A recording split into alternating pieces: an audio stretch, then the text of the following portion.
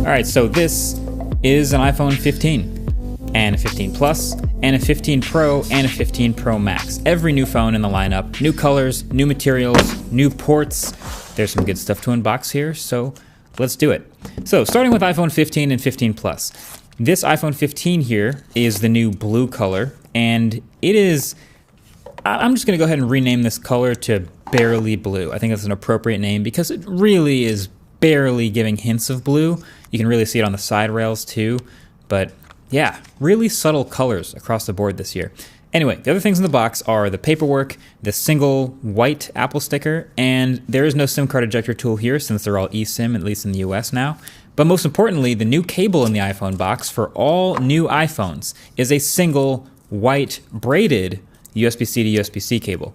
I think this is the first time the iPhone is shipping with a braided nice cable like this, so hopefully it'll be a higher quality and more durable than old cables we've been getting for years. So cool, USB-C cable, USB-C phone. Now if we take a look at the Plus, same idea, bigger box, but this new incredibly pale yellow. I mean, again, in perfect lighting at the Apple event, I think it looked a little bit more colorful, but it just looks extremely pale out here. And then we've got the Pro boxes for the Pro phones as well. Still white boxes, but dark wallpapers. So the iPhone 15 Pro I have here is the new dark blue color. I almost want to call this one Barely Blue again, but this time it's darker and kind of borders on gray when the light hits it from certain angles. Very safe. Same stuff in the box after that though. The paperwork, the white Apple sticker, and the new braided USB-C cable. And then our iPhone 15 Pro Max here is the new natural titanium color. And I gotta say guys, I think this is gonna be the one to get. It's the best color in person in the hand. I'll talk more about why in a minute, but there you have it. The slightly new unboxing experience on iPhone 15s and 15 Pros. So by the time you see this, I've been testing these phones for about 6 days now. Not quite enough time for a review by my standards, but still plenty of time to give you some interesting thoughts, some things that I've picked up on, and some quirks. So first of all, these pale colors, I don't really know how else to say it. Like, this might be totally fine with you. I always get told everyone's gonna put a case on their phone, which they probably are. But hey, Apple did spend a ton of time and money making this new softer touch satin finish on the back. And some of us will carry our phones around with no case. So it's worth mentioning. For the Pro phones, there's actually an extra layer of interesting though, because they've switched that rail material, the part that you actually touch on the outside, from shiny stainless steel to brushed titanium. We've all heard about how much lighter it is, and it's something like 10% lighter, which is enough for me to notice and enjoy. But the other thing is, I thought the brushed finish would sort of eliminate fingerprints on the sides. Absolutely not. I was wrong about that.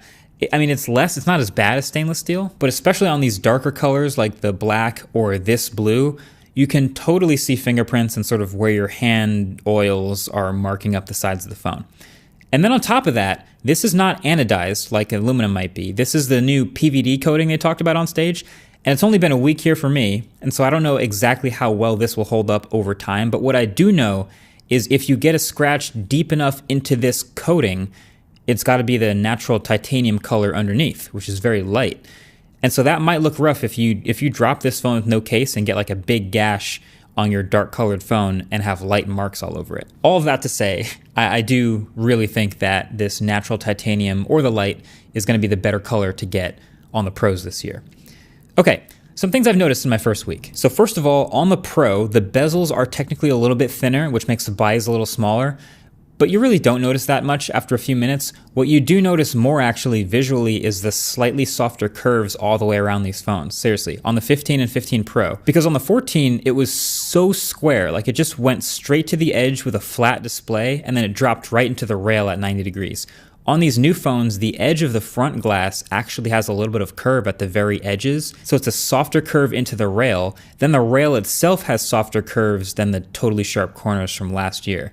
So I think it's a nice hybrid of making it just more comfortable in the hand with these curves, but still keeping the generally boxy look. Now, with USB-C on these phones, we already learned that you can just plug in a cable to charge an accessory, right? So it's no reverse wireless charging, but you can at least plug in a USB-C cable straight to AirPods or an Apple Watch MagSafe charger, whatever, and it will charge from your phone's battery. So that's already pretty interesting. But I decided it's worth learning all the rules and behaviors of plugging things into the iPhone 15s.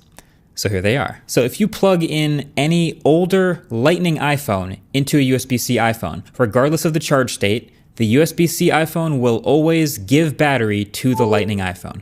Every single time, no matter what.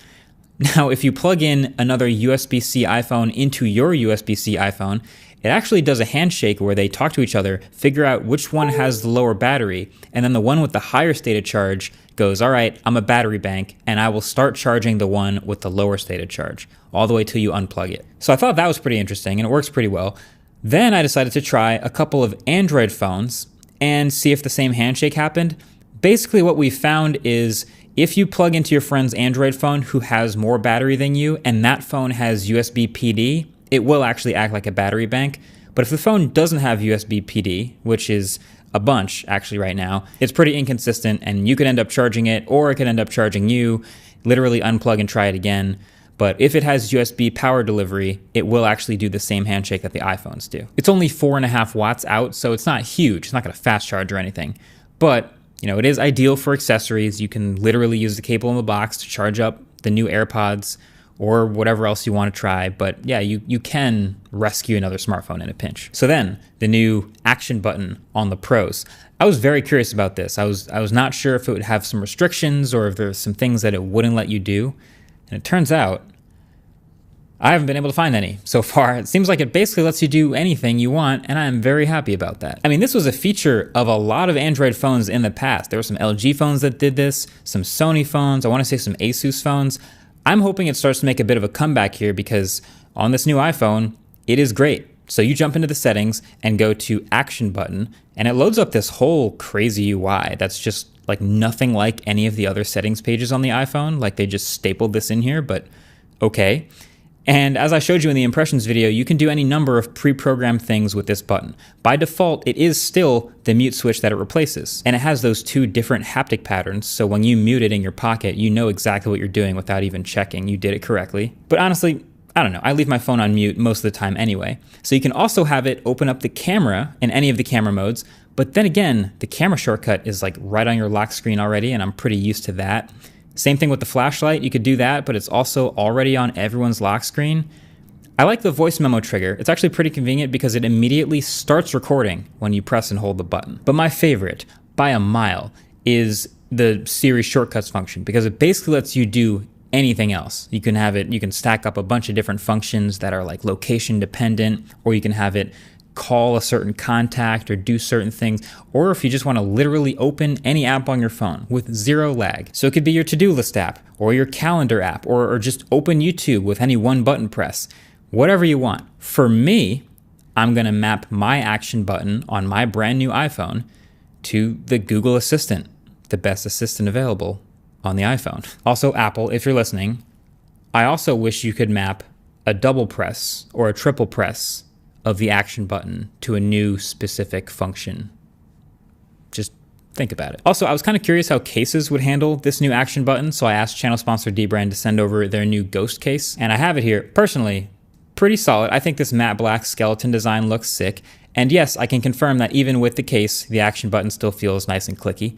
Now, you might be thinking, all right, what's so special about this clear case? I've seen a million clear cases, and between the skeleton and MagSafe, there's a bunch of other stuff, but my favorite personally is if you've ever owned a clear case before, you probably know that after a while it kind of ends up looking like this, just disgusting and yellow. But Dbrand has promised me that they've specifically engineered the Ghost case to be impossible to yellow.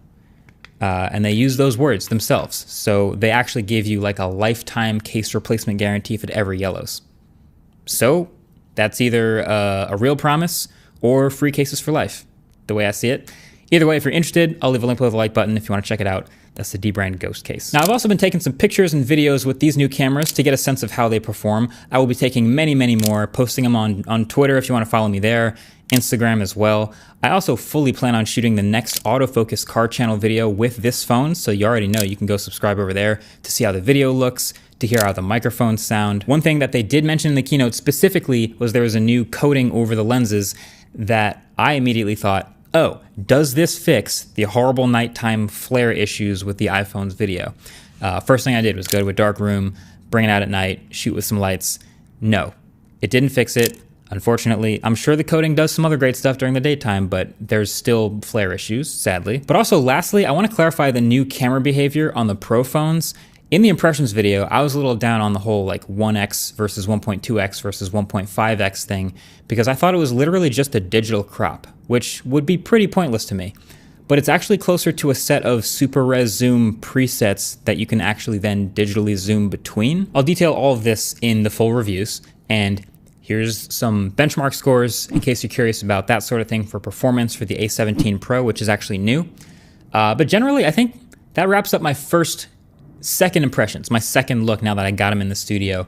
Really, I feel like the base iPhone 15s, if you're thinking if you want to buy one of these or pre-order them, it's a bigger improvement than it seems on paper. Like, nothing is actually new here, but because it's bringing things from last year's Pro phone, it's actually a very solid phone.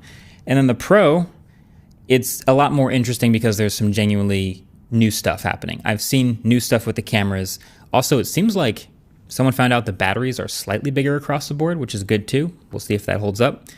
But generally, let me know what you want to see in the full reviews in the comment section below, because I will be working on those over the next couple days and weeks, and hopefully you'll see that soon. Either way, thanks for watching. Catch you in the next one. Peace.